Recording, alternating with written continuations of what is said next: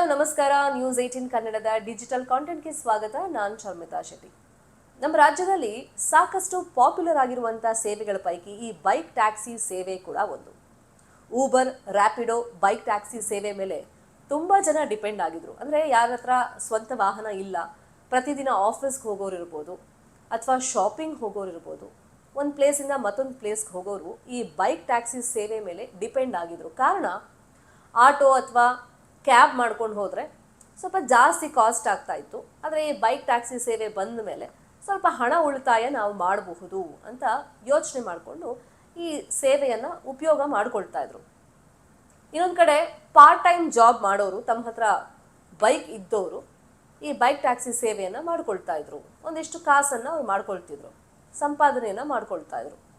ಆದರೆ ಏಪ್ರಿಲ್ 2ನೇ ತಾರೀಕು ಹೈಕೋರ್ಟ್ ಒಂದು ಆದೇಶವನ್ನು ಕೊಡುತ್ತೆ.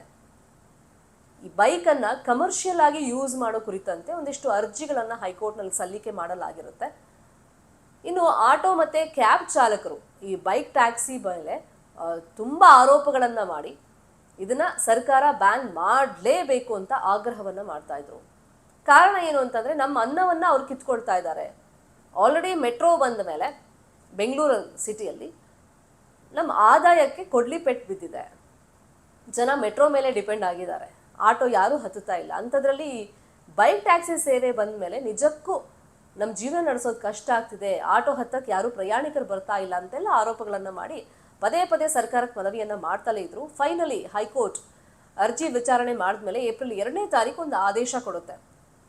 ಅಂದರೆ ಮೋಟಾರ್ ವಾಹನ ಕಾಯ್ದೆ 1988 ಪ್ರಕಾರ 6 ವಾರಗಳ ಗಡುವನ್ನು ಹೈಕೋರ್ಟ್ ಕೊಡುತ್ತೆ.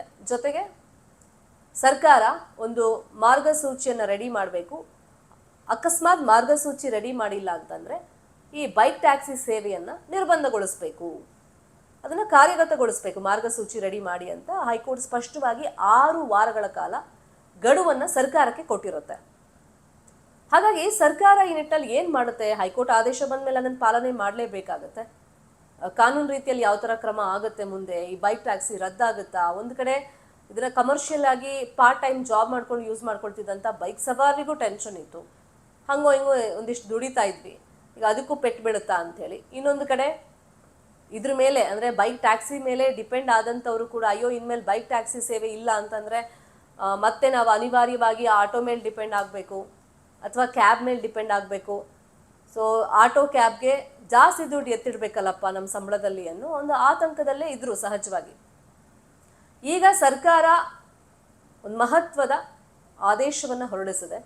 ಹೈಕೋರ್ಟ್ ಸೂಚನೆ ಬೆನ್ನಲ್ಲೇ ಸಚಿವ ರಾಮಲಿಂಗಾರೆಡ್ಡಿ ಅವರು ಈಗ ಸ್ಪಷ್ಟವಾಗಿ ಹೇಳಿದ್ದಾರೆ, ಕೋರ್ಟ್ನ ಆದೇಶ ಏನಿದೆ, ಒಂದು ಮಾರ್ಗಸೂಚಿಯನ್ನು ರೆಡಿ ಮಾಡಬೇಕು ಅಂತ ಕೋರ್ಟ್ ಏನು ಹೇಳಿತ್ತು, ಸೊ ಅದನ್ನು ಈಗ ನಾವು ಕಾರ್ಯಗತಗೊಳಿಸುವಂಥ ನಿಟ್ಟಿನಲ್ಲಿ ಮುಂದಾಗಿದ್ದೀವಿ, ರಾಜ್ಯ ಸರ್ಕಾರ ಮುಂದಾಗಿದೆ ಅನ್ನೋ ಮಾತನ್ನು ರಾಮಲಿಂಗಾರೆಡ್ಡಿ ಅವರು ಹೇಳಿದ್ದಾರೆ.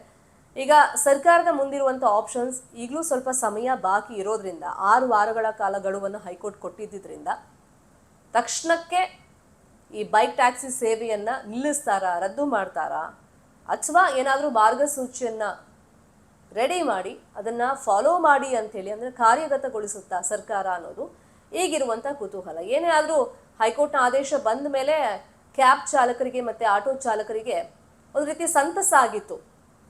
ಫೈನಲಿ ನಮ್ಮ ಹೋರಾಟಕ್ಕೆ ಜಯ ಸಿಗ್ತಾ ಇದೆ, ಹೈಕೋರ್ಟ್ ಒಂದು ಆದೇಶವನ್ನು ಕೊಟ್ಟಿದೆ, ಈಗ ಸರ್ಕಾರದ ಅಂಗಳದಲ್ಲಿ ಚೆಂಡಿದೆ, ಸರ್ಕಾರ ಏನು ಮಾಡುತ್ತೆ ಅಂತೇಳಿ ಅವರು ಕುತೂಹಲದಿಂದ ನೋಡ್ತಾ ಇದ್ರು. ಈಗ ರಾಮಲಿಂಗಾರೆಡ್ಡಿ ಅವರು ಒಂದು ಆದೇಶವನ್ನು ಕೊಟ್ಟಿದ್ದಾರೆ, ಅಂದರೆ ಹೈಕೋರ್ಟ್ನ ಆದೇಶವನ್ನು ಕಾರ್ಯಗತಗೊಳಿಸುವಂಥ ನಿಟ್ಟಿನಲ್ಲಿ ಕ್ರಮ ಕೈಗೊಳ್ಳಿ ಅಂಥೇಳಿ ಲಿಖಿತವಾಗಿ ಅವ್ರು ತಿಳಿಸಿರೋದ್ರಿಂದ ಮುಂದೆ ಏನಾಗುತ್ತೆ ಅನ್ನುವಂಥ ಕುತೂಹಲ ಅಫ್ಕೋರ್ಸ್ ಎಲ್ಲರಲ್ಲೂ ಇದೆ. ಸೊ ಈ ಬಗ್ಗೆ ಅಪ್ಡೇಟನ್ನು ನಾನು ನೆಕ್ಸ್ಟ್ ನಿಮಗೆ ಕೊಡ್ತಾ ಹೋಗ್ತೀನಿ. ನ್ಯೂಸ್ 18 ಕನ್ನಡ ನಾವು ಎಲ್ಲ ಡಿಜಿಟಲ್ ಮೀಡಿಯಾ ಪ್ಲಾಟ್ಫಾರ್ಮ್ನಲ್ಲೂ ಲಭ್ಯವಿದ್ದೀವಿ. ನಮ್ಮನ್ನು ಫಾಲೋ ಮಾಡಿ, ಸಬ್ಸ್ಕ್ರೈಬ್ ಮಾಡಿ. Thank you so much.